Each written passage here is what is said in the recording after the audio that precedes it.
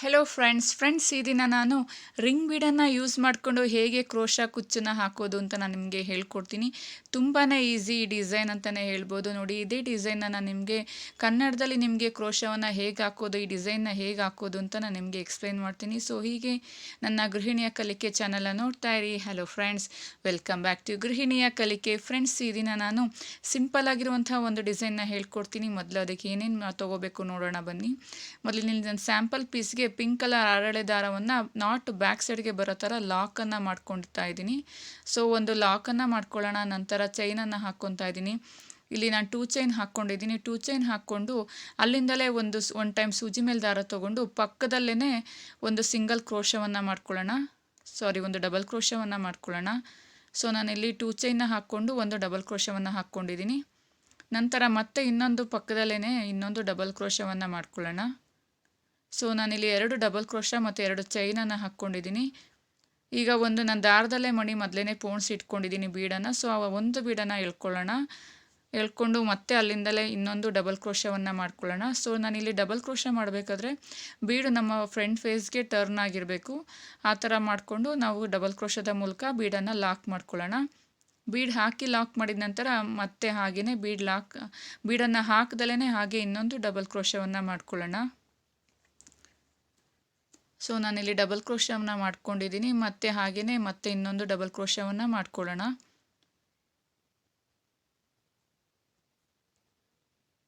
So double ಕ್ರೋಶವನ್ನು ಮಾಡಿ ಆಗಿದೆ ನೋಡಿ, ತೋರಿಸ್ತಾ ಇದ್ದೀನಿ. ಡಿಸೈನ್ ಈ ರೀತಿ ರೆಡಿಯಾಗಿರುತ್ತೆ. ಅಂದರೆ ಬೇಸ್ ಲೈನ್ ನಾವು ಈ ರೀತಿ ಹಾಕ್ಕೋಬೇಕು. ನಂತರ ಚೈನ್ಗಳನ್ನು ಹಾಕ್ಕೋಬೇಕು. ನೆಕ್ಸ್ಟ್ ತೋರಿಸ್ತೀನಿ ಫ್ರೆಂಡ್ಸ್. ಈಗ ಒಂದು ರಿಂಗ್ ಬೀಡನ್ನು ತೊಗೊತಾ ಇದ್ದೀನಿ. ಅದನ್ನು ನಾವಿಲ್ಲಿ ಲಾಕನ್ನು ಮಾಡ್ಕೋಬೇಕು. ಸೊ ರಿಂಗ್ ಬೀಡನ್ನು ನಾವು ಪಕ್ಕದಲ್ಲಿ ಇಟ್ಕೋಬೇಕು. ಸೂಜಿ ಮೇಲೆ ಒಂದು ಟೈಮ್ ದಾರವನ್ನು ತಗೊಂಡು ಹಾಫ್ ಡಬಲ್ ಕ್ರೋಶವನ್ನು ಮಾಡ್ಕೋಬೇಕು. ಅಂದರೆ ಅಟ್ ಎ ಟೈಮ್ ನಾವು ಮೂರೆಳೆ ದಾರ 3 ಟೈಮ್ ಇರುತ್ತೆ, 2 ಎಳೆ ದಾರ. ಸೊ ಅದನ್ನು ಕಂಪ್ಲೀಟಾಗಿ ನಾವು ಹಾಗೆಯೇ ಥ್ರೆಡ್ ಪಾಸ್ ಮಾಡೋ ಥರ ಹಾಫ್ ಡಬಲ್ ಕ್ರೋಶ ಮಾಡ್ಕೋಬೇಕು. ಕಂಪ್ಲೀಟಾಗಿ 6 ಎಳೆ ದಾರದಲ್ಲಿ 3 ಟೈಮ್ ಪಾಸ್ ಆಗಬೇಕು. ನಂತರ ನಾವು ಸೂಜಿ ಮೇಲೆ ದಾರ ತೊಗೊಂಡು ಬೀಡನ್ನು ಇನ್ಸರ್ಟ್ ಮಾಡ್ಕೊಳ್ಳೋಣ. ಇನ್ಸರ್ಟ್ ಮಾಡಿಕೊಂಡು ಅಲ್ಲೂ ಸಹ ಬೀಡ್ನ ಒಳಗಡೆ ರಿಂಗ್ ಬೀಡ್ನ ಒಳಗಡೆ ಇಲ್ಲಿ ನಾವು ಹಾಫ್ ಡಬಲ್ ಕ್ರೋಶವನ್ನು ಮಾಡ್ಕೋಬೇಕು. ಅಂದರೆ ಸೂಜಿ ಮೇಲೆ ದಾರ ತೊಗೋಬೇಕು. ಡಬಲ್ ಕ್ರೋಶ ಬದಲು ಹಾಫ್ ಡಬಲ್ ಕ್ರೋಶ, ಅಂದರೆ ಅಟ್ ಎ ಟೈಮ್ ಥ್ರೆಡನ್ನು ಲಾಕ್ ಮಾಡ್ಕೋಬೇಕು ಪಾಸ್ ಮಾಡಿಬಿಟ್ಟು.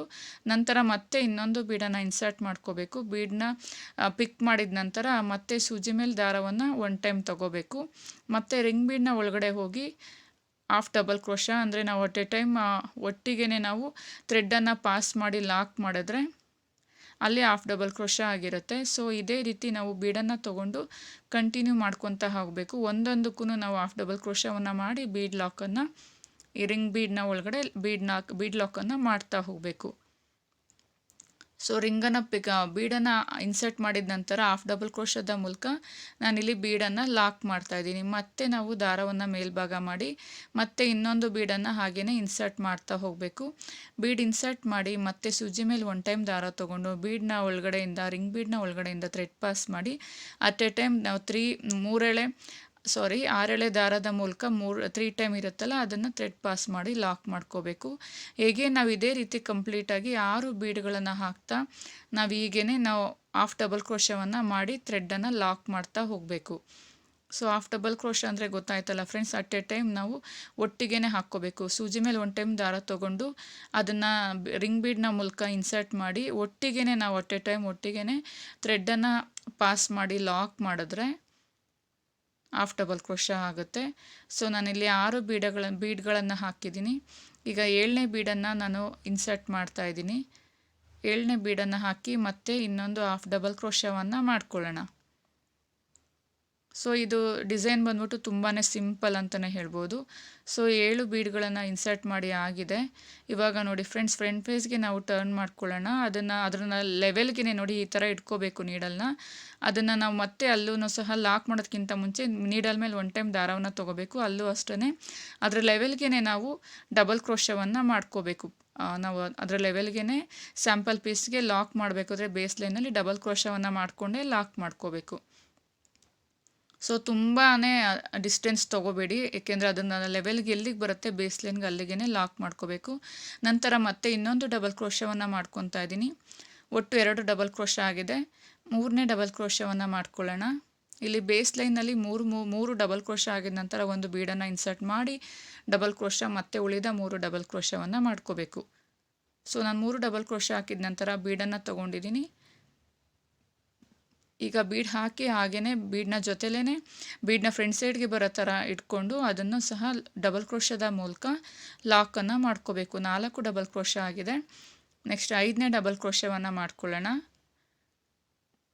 3 ಡಬಲ್ ಕ್ರೋಶ ಆಗಿದ ನಂತರ ಮಧ್ಯದಲ್ಲಿ ಒಂದು ಬೀಡನ್ನು ಹಾಕಿ ಡಬಲ್ ಕ್ರೋಶ, ಮತ್ತು ಬೀಡ್ ಆದ ನಂತರ 3 ಡಬಲ್ ಕ್ರೋಶ, ಬೀಡ್ಗಿಂತ ಮುಂಚೆ 3 ಡಬಲ್ ಕ್ರೋಶ, ಒಟ್ಟು 6 ಡಬಲ್ ಕ್ರೋಶ ಮಧ್ಯದಲ್ಲಿ ಒಂದು ಬೀಡನ್ನು ಹಾಕ್ಕೋಬೇಕು. ಈ ರೀತಿ 6 ಡಬಲ್ ಕ್ರೋಶವನ್ನು ಮಾಡ್ಕೋಬೇಕು. ಈ ರೀತಿ ಡಿಸೈನ್ ರೆಡಿ ಆಗಿರುತ್ತೆ. ಸೊ ಇದು ತುಂಬಾ ಸಿಂಪಲ್ ಅಂತಲೇ ಹೇಳ್ಬೋದು. ವಿತಿನ್ 1 ಅವರ್ನಲ್ಲಿ ನಾವು ಇಡೀ ಸ್ಯಾರಿಗೆ ಹಾಕಿ ಡಿಸೈನ್ನ ಮುಗಿಸ್ಕೋಬೋದು.